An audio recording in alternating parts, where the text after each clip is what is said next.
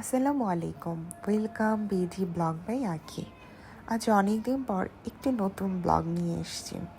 সবাই দেখে বুঝতে পেরেছেন আমি কোথায় এসেছি। হ্যাঁ, আমি তুফান মুভি দেখতে এসেছি বসুন্ধরা সিটিতে। এবং তুফান মুভিটা আমি মুভির টিকিট পেয়েছিলাম হলো 2 জুলাই। কারণ যেহেতু আমরা 6 জন গিয়েছিলাম, তো আমাদের সিট প্ল্যানটা ওই রকমই হতে হবে। এই যে আমি খুব শর্ট একটি ব্লগ নিয়ে এসেছি, তুফানের মতো করেই চলে যাব।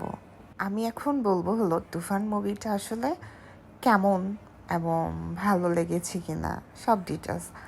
আমার তুফান মুভিটা ভালো লেগেছে। প্রথম দিক থেকে তুফান মুভিটা আমার ওই রকম ভালো লাগেনি, কিন্তু শেষ ফিনিশিংটা আমার কাছে এত জোশ লেগেছে। পরে একটা পর্যায়ে আমার কাছে খুব বোর লেগেছে, কিন্তু লাস্টের শেষ ফিনিশিংটা আধা ঘন্টার টাইম আমাকে পুরো তুফানের মতো কাঁপিয়ে ফেলছিল। আর দুষ্টু কোকিল গানটা এত ভালো লেগেছিল আমার বলার বাহিরে। এবং মুভিটা দেখতে পারেন, বাট আমি সাজেস্ট করব তুফান 2 আসলে অবশ্যই দেখতে যাবেন। ওইটার মধ্যে অনেক ধামাকা কিছু থাকবে। মুভিটা আমার ফাইটিংটি অনেক ভালো লেগেছে। বাংলাদেশে মনে হয় এই প্রথম এরকম মুভি হয়েছে। দেন মুভি শেষ।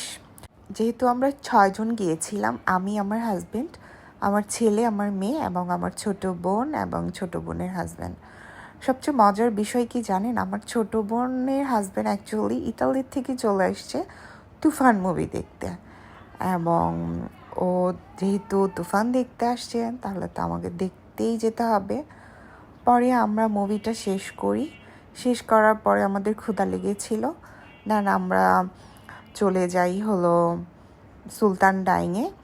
এই যে দেখুন, মুভি শেষ সময় ছিল তখন 4:30টার মতো। পরে আমরা ভাবলাম তাহলে ভাত না খেয়ে আমরা সুলতান ডাইনেই চলে যাই। পরে এই যে আমরা যাচ্ছি। সেদিনকার ওয়েদারটা এত মিষ্টি ছিল, হালকা বৃষ্টি, আবার বৃষ্টি নেই, ওয়েদারটা জাস্ট ওয়াও ছিল। দেন আমরা চলে আসি সুলতান ডাইনে।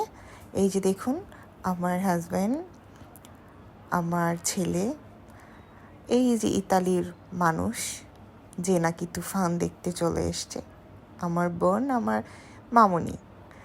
এবং সুলতান ডাইন বলে কথা।